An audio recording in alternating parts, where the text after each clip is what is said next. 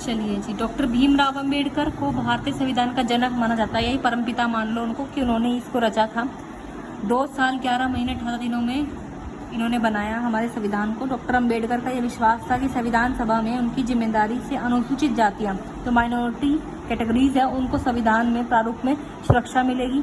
लेकिन उन्होंने यह भी कहा था कि भले ही कानून बन गए हों, अभी भी अनुसूचित जातियां बेफिक्र नहीं हो सकती है। कानून बन गया बट अभी बेफिक्र नहीं हो सकती अनुसूचित जातियां जो माइनॉरिटी कैटेगरीज हैं, क्योंकि इन कानूनों का संचालन सवर्ण हिंदू अधिकारियों के हाथों में है। और कह रहा है कि ये कानून कौन चला रहा है, हिंदू लोग चला रहे हैं, तो अभी भी इन माइनॉरिटी कैटेगरीज सेफ नहीं है, यानी इनके साथ कुछ भी बदलाव हो सकती है। तो इसीलिए उन्होंने अनुसूचित जातियों से आह्वान किया कि वे सरकार के अलावा लोक सेवाओं में भी बढ़ चढ़कर शामिल हो, कि लोग जो सेवाएं हैं ना, लोक सेवाओं में बढ़ चढ़कर हिस्सा लो ताकि तुम सामने आ सको। अगर आने वाले टाइम में हो सकता है मैं ना रहूं तो तुम्हें ये सुरक्षा महसूस हमेशा होती रहनी चाहिए। इसलिए उन्होंने उनको कहा कि आप आगे बढ़ चढ़कर हिस्सा लें।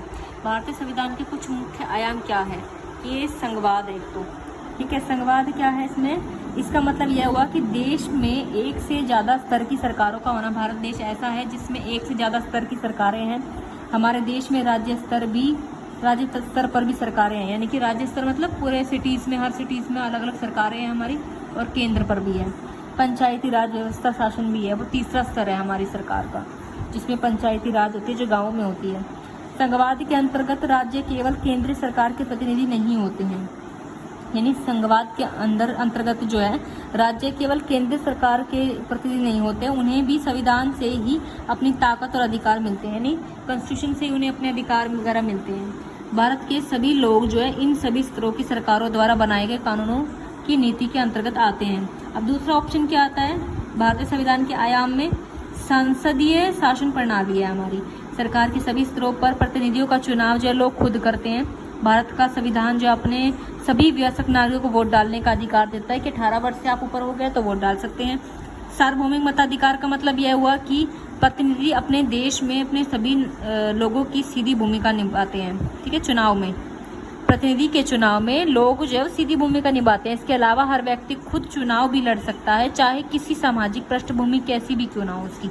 ये प्रतिनिधि जनता के प्रति जवाबदेह होते हैं। ठीक है, अब शक्तियों का बंटवारा किया गया है इसमें। संविधान के अनुसार सरकार के 3 अंग हैं, विधायिका, कार्यपालिका और न्यायपालिका। तीनों अपना अपना अलग अलग कार्य करते हैं। विधायिका में हमारे निर्वाचित प्रतिनिधि होते हैं, जो विधायिका है ना उसमें हमारे द्वारा चुने गए प्रतिनिधि होते हैं। कार्यपालिका ऐसे लोगों का समूह है जो कानूनों को लागू करने और शासन चलाने का काम देखते हैं कि क्या काम ठीक से हो रहा है क्या नहीं हो रहा है, तो न्याय कराने का काम करती है। न्यायालयों की व्यवस्था को न्यायपालिका कहा जाता है, जिसमें बहुत सारे न्यायाधीश होते हैं। सरकार की किसी भी शाखा द्वारा सत्ता के दुरुपयोग को रोकने के लिए प्रावधान किया गया है कि सत्ता का कोई भी दुरुपयोग ना करे, चाहे वो राजनेता हो चाहे वो कोई बंदा हो, कोई भी इसका दुरुपयोग नहीं करेगा। कि इन सभी अंगों की शक्तियाँ एक दूसरे से अलग अलग होगी। शक्तियों के इस बंटवारे के आधार पर दूसरे पर ये अंकुश लगा सकता है, एक दूसरे पे अंकुश लगा सकते हैं, और इस तरह से तीनों अंगों के बीच सत्ता का संतुलन बना रहता है। तीनों अंगों के बीच में जो ये अंग है, विधायिका, कार्यपालिका और न्यायपालिका। अब है मौलिक अधिकार भी इसी के अंतर्गत आता है। मौलिक अधिकारों वाला जो खंड है भारतीय संविधान की अंतरात्मा है, मतलब समझ लो इंटरनल पार्ट है, पूरी आत्मा है। औपनिवेशिक शासन ने राष्ट्रवादियों के दिमाग में राज्य के प्रति संदेह का भाव पैदा कर दिया था। जो औपनिवेशिक शासन था ना, इसमें हमारे ब्रिटिश लोग थे, शासन कर रहे थे, उन्होंने हमारे राष्ट्रवादियों के दिमाग में एक चीज़ डाल दी थी, राज्य के प्रति संदेह डाल दिया था, इस भावना को पैदा कर दिया था। इसीलिए राष्ट्रवादी ये चाहते थे कि वे स्वतंत्र भारत में राज्य की सत्ता के दुरुपयोग से बचने के लिए कुछ लिखित अधिकार होने चाहिए, जिसमें लिखित मैन्युस्क्रिप्ट होनी चाहिए, जिसमें पता चल सके कि हमारे पास ये अधिकार है और उसका हम पूरी तरीके से भरपूर यूज़ कर सकते हैं। तो कोई चीज़ जब लिखी हुई होती है तो वो ज़्यादा बेनिफिट रहती है उसका। लिहाजा मौलिक अधिकार देश के सभी लोगों को राज्य की सत्ता के मनमाने और निरंकुश इस्तेमाल से बचाते हैं। इस तरह से संविधान राज्य और अन्य व्यक्तियों के समक्ष व्यक्तियों के अधिकारों की रक्षा करता है। अब विभिन्न जो अल्पसंख्यक समुदाय होते हैं, संविधान में ऐसे अधिकारों को भी शामिल किया गया है, उनके समूह की रक्षा कर सके। जो मौलिक अधिकारों के बारे में डॉक्टर भीमराव अम्बेडकर ने कहा कि यह दोहरा उद्देश्य है। पहला, हर एक नागरिक जो है ऐसी स्थिति में हो कि वह उन अधिकारों के लिए दावेदारी कर सके, और दूसरा ये कि अधिकार हर उस सत्ता और संस्था के लिए बाध्यकारी हो जिसे कानून बनाने का अधिकार दिया गया है। ठीक है, जिसे कानून बनाने का अधिकार दिया गया उससे ही तो मांग करेगा अपने अधिकारों की।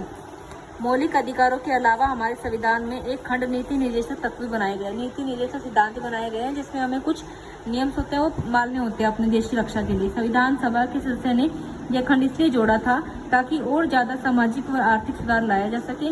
वे चाहते थे कि स्वतंत्र भारतीय राज्य जनता की गरीबी दूर करने वाले कानून और नीतियां बनाते हुए इन सिद्धांतों को मार्गदर्शन के रूप में हमें अपनाना होगा और हमें इसका पालन करना होगा। नीति निर्देशक सिद्धांत जो हमारे होते हैं, जिसमें हमें अपने देश की संपत्ति की रक्षा करनी होती है, हमारे जो झंडा है देश का उसका मान सम्मान, राष्ट्रगीत का मान सम्मान, राष्ट्रगान का मान सम्मान, ठीक है, ये सारी चीजें हमारे नीति निर्देशक सिद्धांत के अंतर्गत आती है। दूसरा हमारा लास्ट पड़ता है इसमें धर्मनिरपेक्षता।